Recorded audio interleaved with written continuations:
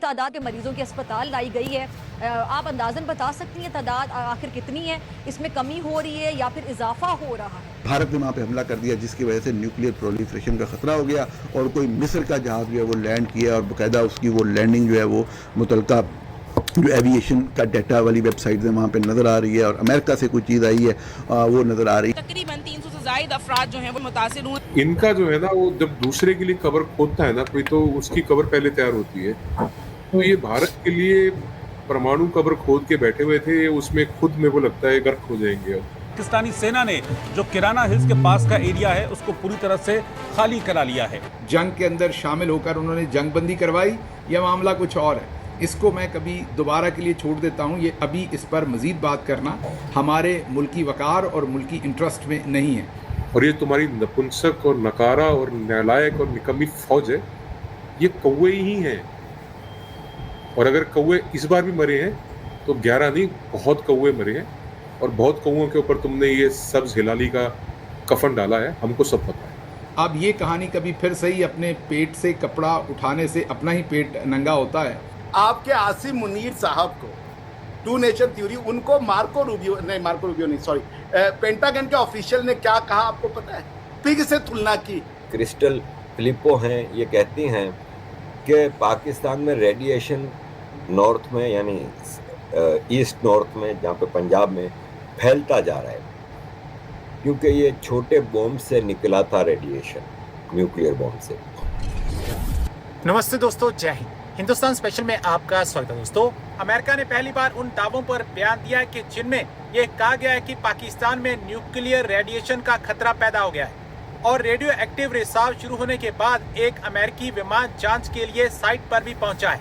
अमेरिकी विदेश मंत्रालय के मुख्य उप प्रवक्ता थॉमस पिगाट ने मंगलवार को एक संवाददाता सम्मेलन में कहा कि इस वक्त वह इस पर कुछ नहीं कह सकते। अभी उन्होंने इस पर टिप्पणी करने से इनकार कर दिया है।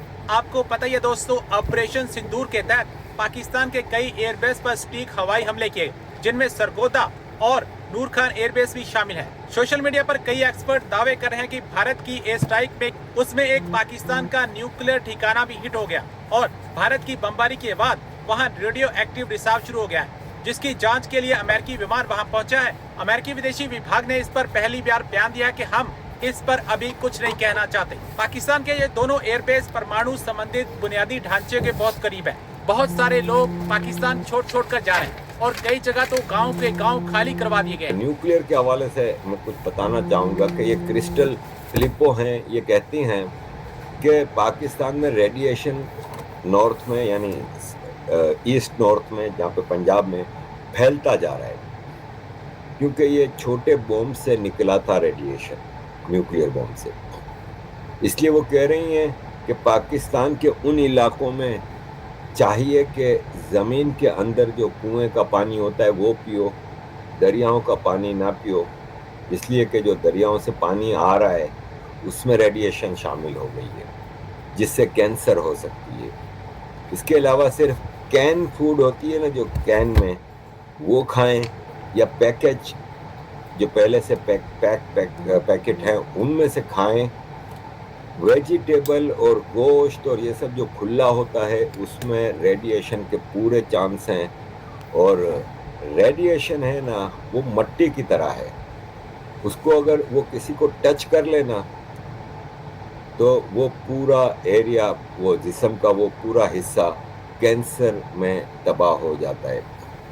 इस्लामाबाद रावलपिंडी जो कि आर्मी का गढ़ था, वहाँ पे इस वक्त एक सनसनी फैली हुई है जिसको जाहिर है ये बताते नहीं है लेकिन आवाम निकल पड़ी है। ये गवर्नमेंट ऑफ पाकिस्तान का एक नोटिफिकेशन कल से वायरल है जो कि जाहिर है पाकिस्तान के एक जर्नलिस्ट ने लगाया है कि ये देखो इंडियनों, तुम लोग ऐसे झूठे फेक नोटिफिकेशन लगाते हो, झूठ है कि सच है, फेक है कि असली है, लेकिन इसमें जो बातें हैं ना वो सब सही है। और उसमें बातें यही हैं कि रेडिएशन से सेफ्टी के क्या तरीके हैं ये बताएं। तो जिसने भी बताएं ये पाकिस्तानियों पे एहसान किया है। अजीज दोस्तों, CNN के हवाले से ये लोग बहुत ज़्यादा पाकिस्तानी प्रोपेगेंडा कर रहे हैं कि CNN कह रहा है कि पाकिस्तान जंग जीता है और ये और वो। तो CNN पे ही ये खबर आई है। मेजर जनरल जेम्स स्पाइडर कहते हैं कि पाकिस्तान, इंडिया ने कंफर्म किया है कि उसने पाकिस्तान के मिलिट्री टारगेट्स को टच किया है। आप इसको समझी नहीं। बेसिकली जब जेडी वान साहब का फोन आया था तो उसमें ये आपकी मीडिया ये चला रही है कि ये जो सीज फायर है ये करवाया गया है ट्रंप जी के द्वारा और भारत को मानना पड़ा और इंडिया जो है वो लेट गया था ट्रंप जी के पैरों में कि भैया ये सीज फायर कराओ।